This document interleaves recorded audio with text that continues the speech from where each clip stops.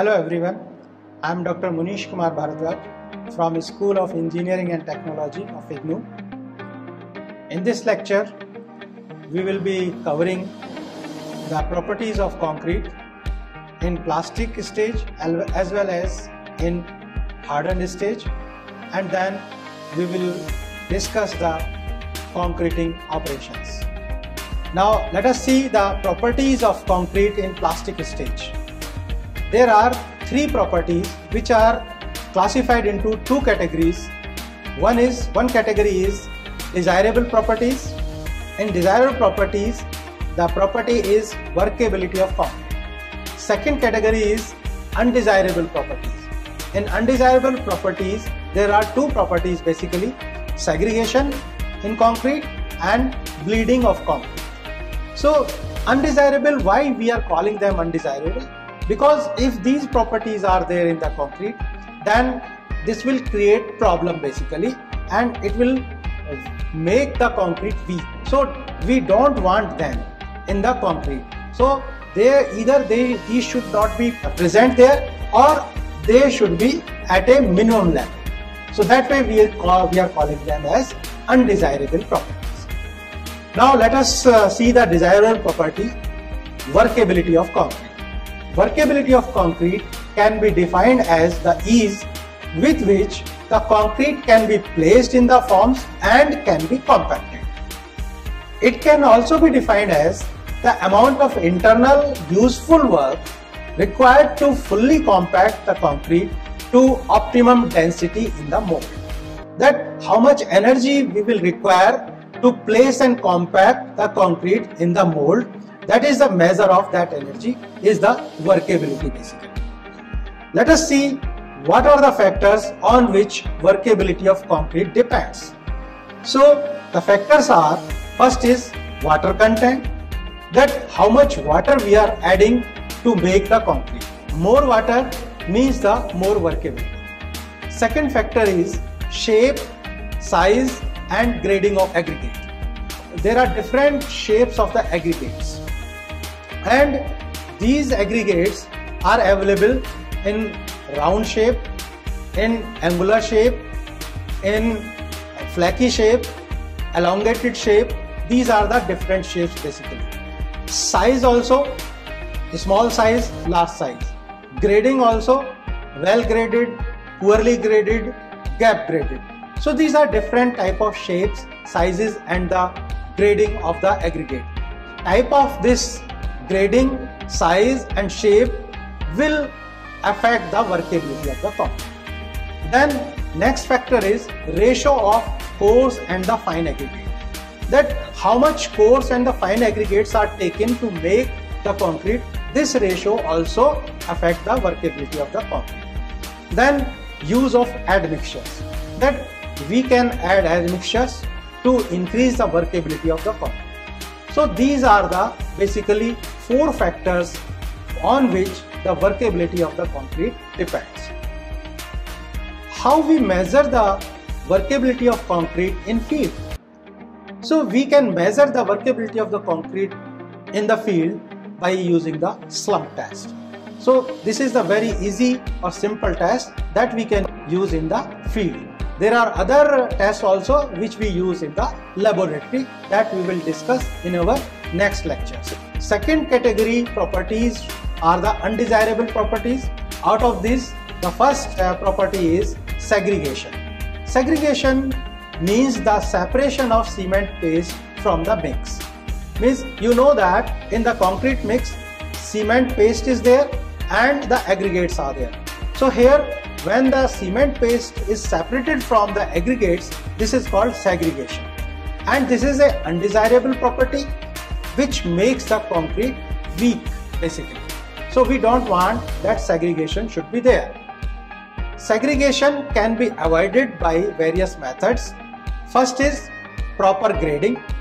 Second is proper proportioning of the materials.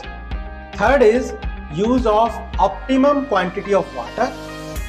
Fourth is optimum compaction. Fifth is proper handling of the concrete. Then next is transporting, that how we are transporting it, that also will make a difference basically. And finally, placing, compacting and finishing. These all will affect the segregation. Whether segregation will be there or will not be there, that will depend basically on these factors. Next property is bleeding. What is bleeding? The appearance of water on the surface of the concrete after compaction is called as bleeding. Sometimes what we see basically that water along with some amount of cement paste comes at the surface of the concrete. So this is called bleeding. Bleeding indicates the presence of excess water in concrete or deficiency of fine material or too much finishing. These are the three things basically which indicates that the bleeding may occur. Now bleeding, what does it do? Bleeding disturbs the uniformity of the surface and makes it dusty, porous and weak. That when this water along with some amount of cement paste reaching at the surface after drying, actually this doesn't consolidate basically, it remains in the loose powder form and it makes the surface dusty. The concrete becomes porous also, and when the concrete is porous, it means it will make the concrete weak basically. So these are the problems with the bleeding. It is very harmful to the concrete because it reduces the strength of the concrete. So that way this property is undesirable property, that this should not be there. How we can reduce the bleeding? There are different options. That first of all, we should use the proper mix. Means proportions of the different ingredients should be in a proper amount. Then second is optimum water cement ratio.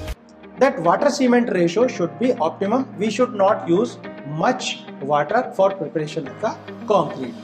Then we can reduce the bleeding by using the richer mixes. Richer mixes means more amount of cement.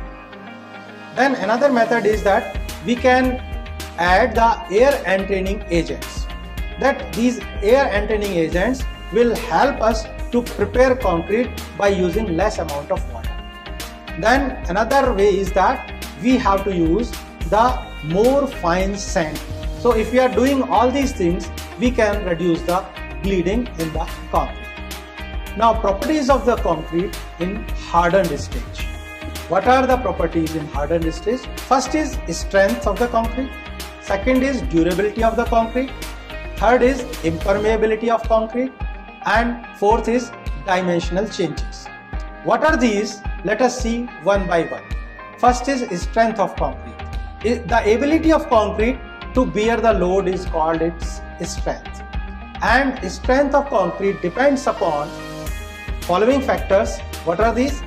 Water cement ratio, quality of cement, degree of compaction, then curing, that for how long time the curing is done. Then we will see that what are different types of strength of concrete that we take into account when we are designing any structure and constructing any structure.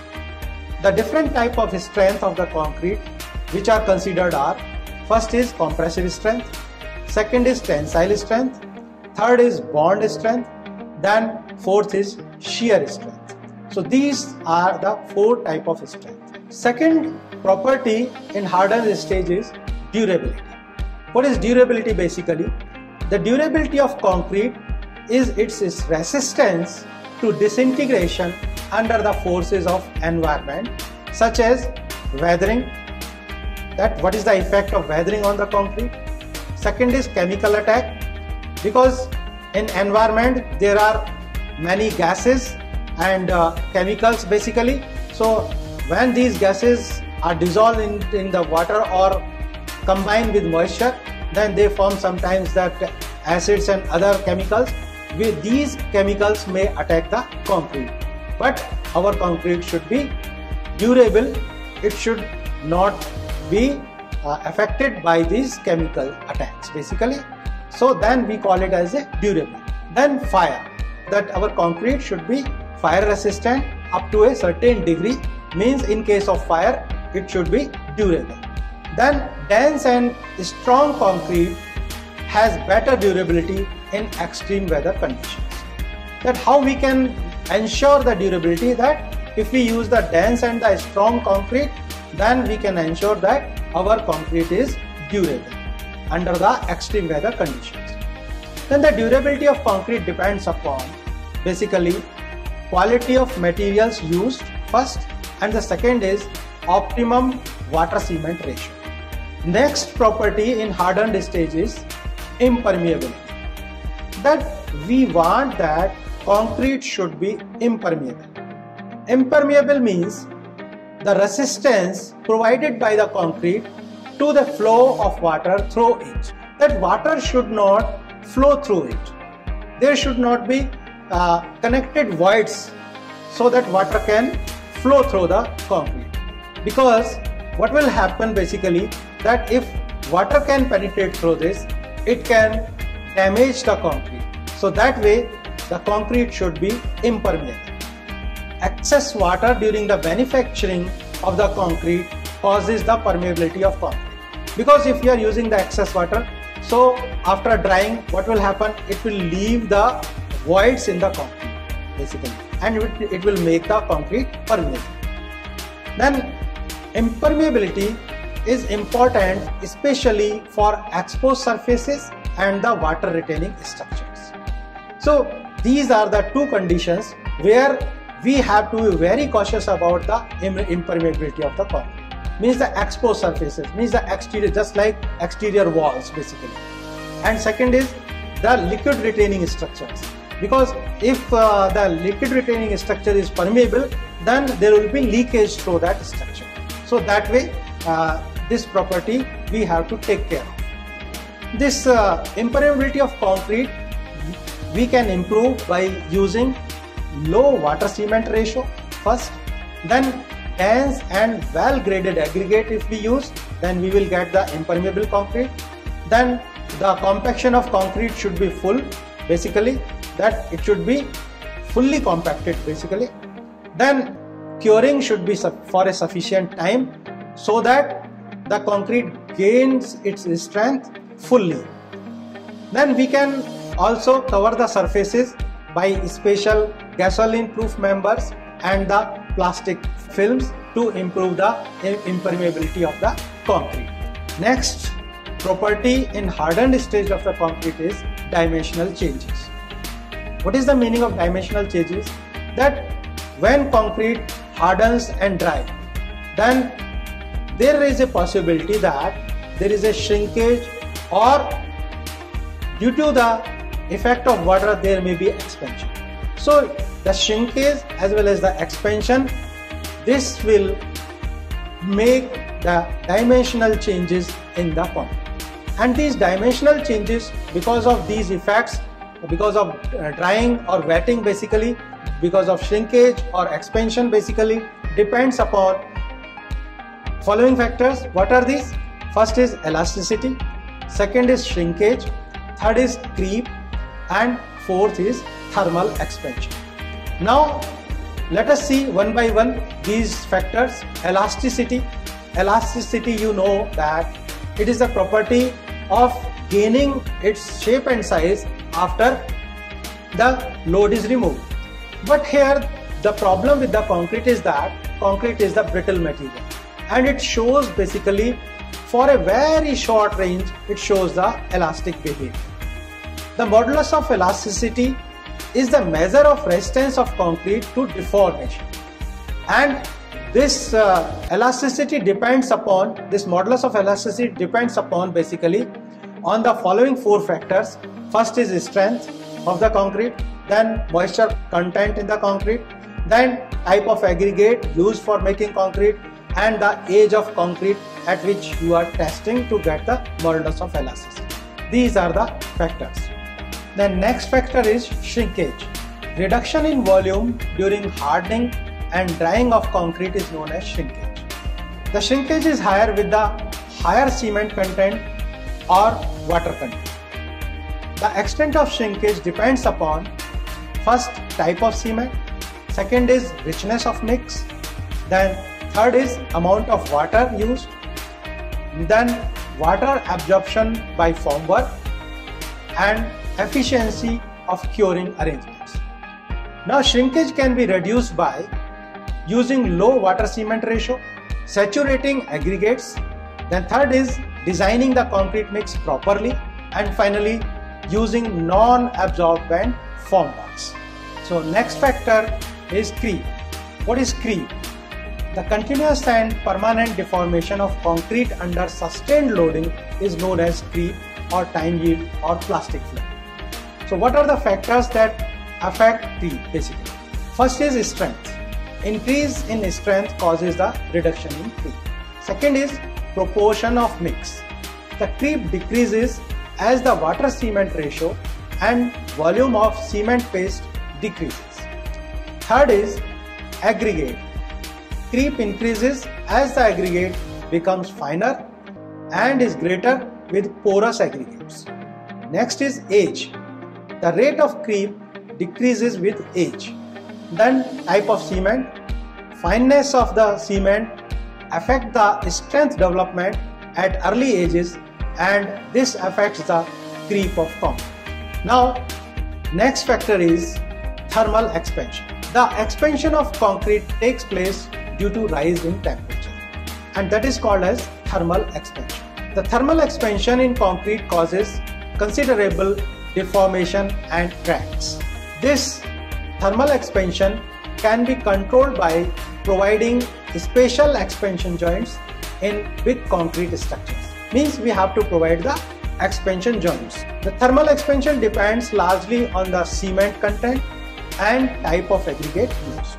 Concrete prepared from siliceous aggregate expand more than those concretes which are prepared from calcareous aggregates. So we have to take into account that what type of aggregate we are using so that we can control the thermal expansion. Now let us move to the different concreting operations. What are different concreting operations? So here I will be telling you different concreting operations, but these will be explained in detail in module which is dedicated for the concreting operations. So let us see what are different concreting operations. First is storage of materials. That we have procured the materials, then for preparing the concrete we have to store the materials at some place safely and in a proper manner. Second is proportioning and batching.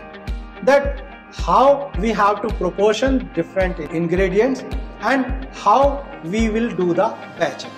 Batching means basically the measurements. Then mixing of the ingredients. Then we have mixed means prepared the concrete, then transportation of concrete. Now the concrete has reached at the site, now placing the concrete in the formworks.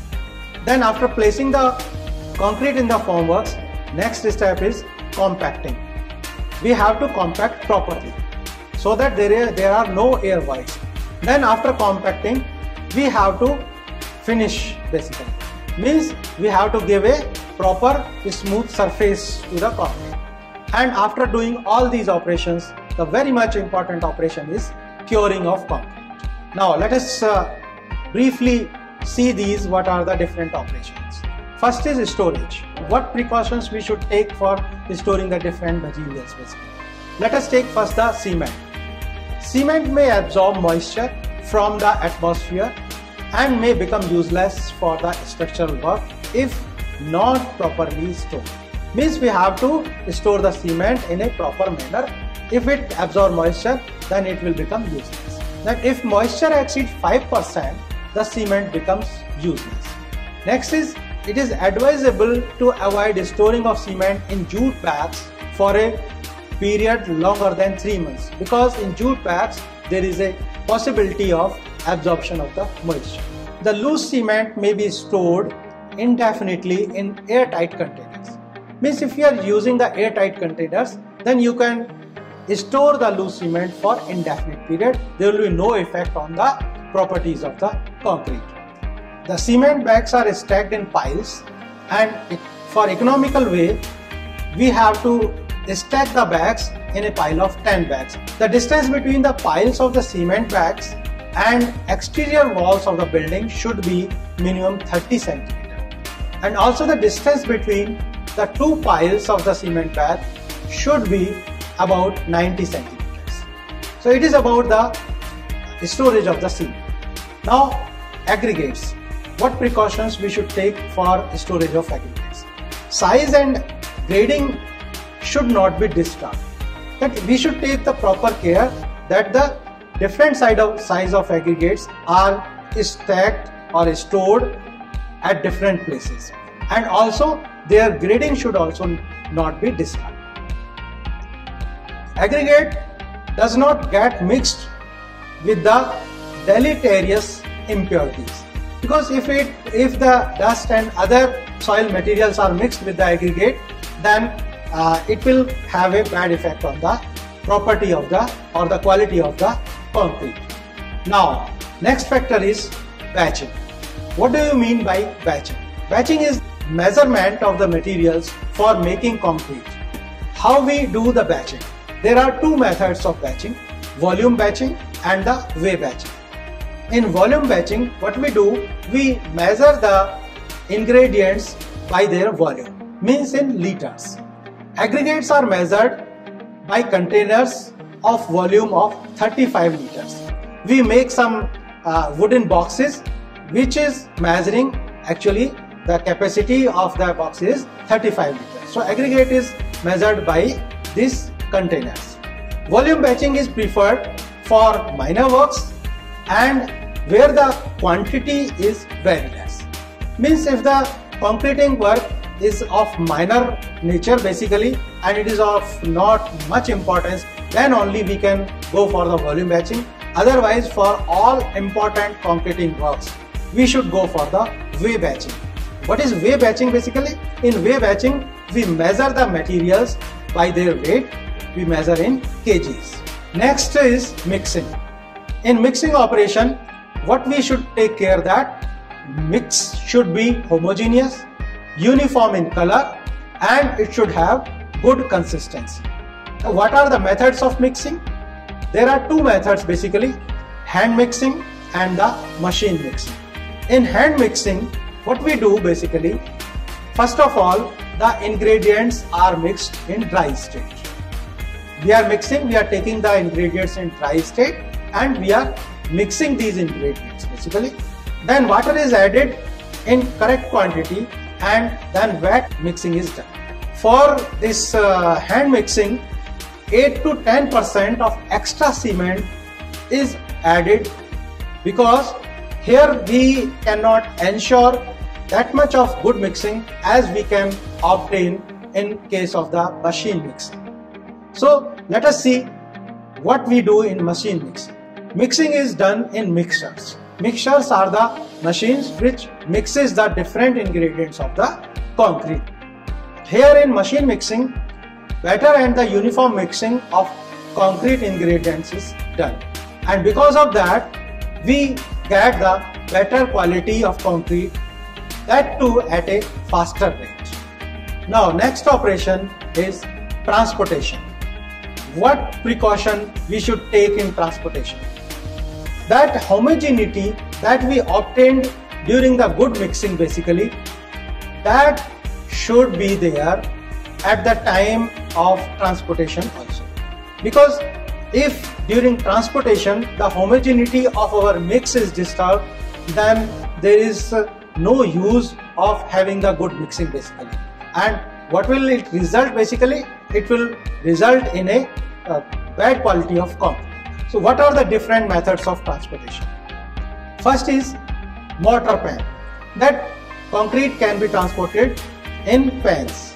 Second is wheelbarrow or the hand cart. Hand cart are also used for transporting the concrete. Another way is transporting the concrete by crane bucket and rope way. Another method is pumps and the pipeline, that you can pump the concrete to the desired place. Next is belt conveyors. We can use the belt conveyors for transporting concrete from the place of production to the place of use. Then chutes. Chutes are the basically channels, and these chutes can be used for transporting the concrete. Generally from transporting from the transit mixer, we use the chute basically. Then next is dumpers.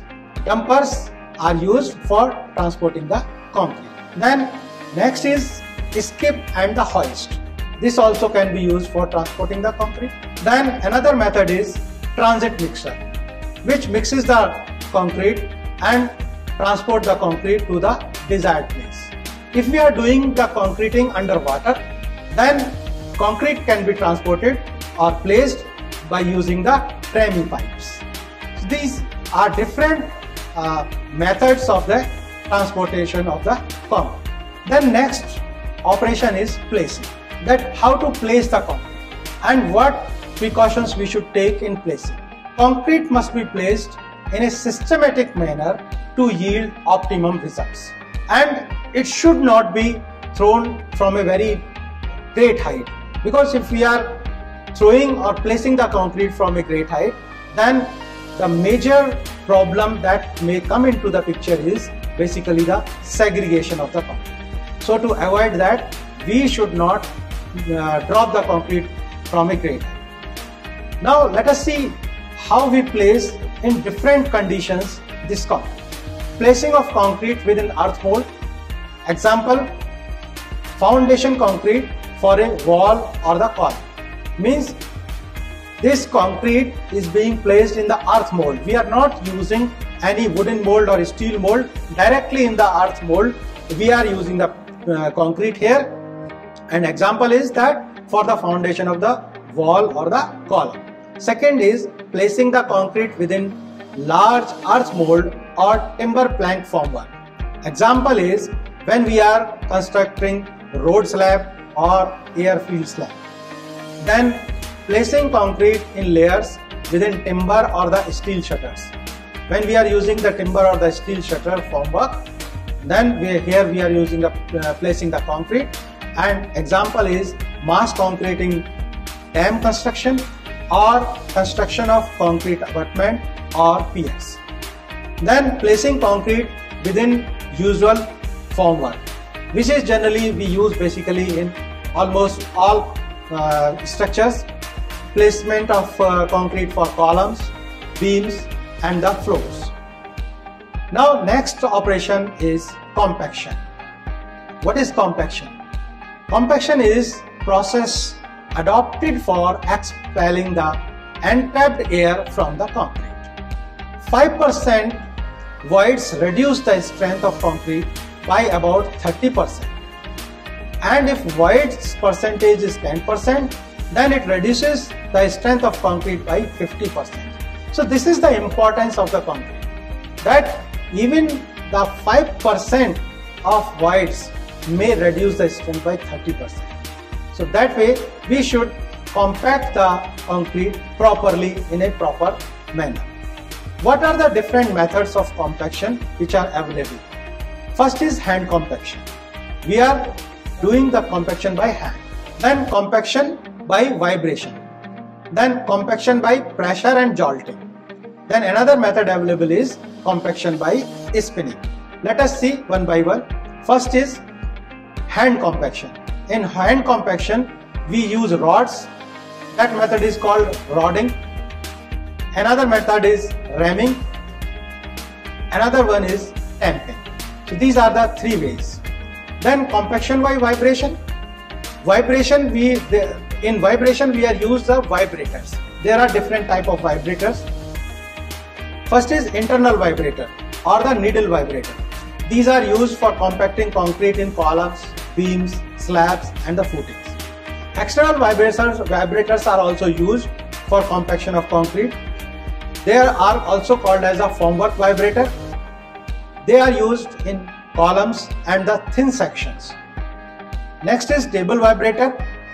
Means the compaction for the testing of the cubes is done by the table vibrator. Then for precast units, we are using the platform vibrators. Another type of vibrator is surface vibrator or the screed vibrator that is used for concreting in roads and the industrial flooring. Now another method is compaction by pressure and jolting. This is used for construction of concrete blocks or concrete tiles. Another method is compaction by spinning, and this method is used for constructing the cement pipes basically. So these were the methods of compaction. Next operation is finishing. Finishing is basically the operation of attaining a concrete surface of desired texture and pattern. That after compaction you can make the surface of the concrete smooth, or you can give any pattern or texture, desired texture to the concrete surface. Why we do that? Functional and the decorative requirements determine the finish of the concrete surface, because we can do the decorative work, or there may be some functional requirement that if you are creating a floor, then it should not be very smooth, then you can do some finishing operations in that. Finishing makes concrete more functional and aesthetic. So this is the importance of doing the finishing. What are the different operations in finishing? First is screeding, second is floating, third is troweling. So by these operations you can do the finishing of the concrete. And texture of the surface concrete, you can make the desired texture, you can give the desired texture to the concrete surface by doing these operations. Now the floating, you can see the floating operation, the screeding operation and the troweling operations, how they are done, these are shown here basically. Now next operation, and you can say the final operation, is curing of concrete. That after placing, compacting, doing finishing, basically it is not the end of the concreting part basically. To achieve or to attain the strength, concrete requires curing. Curing is basically the process of keeping the surface of the concrete moist for a certain period after compaction to ensure complete hydration of cement. Hydration of cement means basically it is a chemical reaction that cement reacts with water, and this process takes time. So up to that stage we have to make the concrete surface wet so that the full hydration of cement occurs basically. That is the importance of curing. Curing improves the properties of concrete such as water tightness, wear resistance, strength of the concrete, volume stability of the concrete and durability of the concrete. Approximately 3 gallons of water. 1 gallon is, British gallon is roughly around 4.5 liters basically. So here approximately 3 gallons of water is required to hydrate 1 bag of cement. If loss of water due to evaporation is more, hydration process will stop and concrete will shrink, thus creating tensile stresses at the drying surface. Means there may be cracks in that surface basically. What are the different methods for curing? Methods available for curing, important methods are water curing, we use water basically, then membrane curing, and another important method is steam curing. So these are the 3 methods for curing. So in this discussion we covered basically the properties of concrete in 2 stages. First in plastic stage, second in hardened stage, and after discussing the properties of concrete we discussed the concreting operations, that what are different concreting operations, starting from storage of the ingredients or the storage of the material to the finally the curing of the concrete basically. So this discussion involved all these operations and the properties of concrete. Thank you for watching and listening.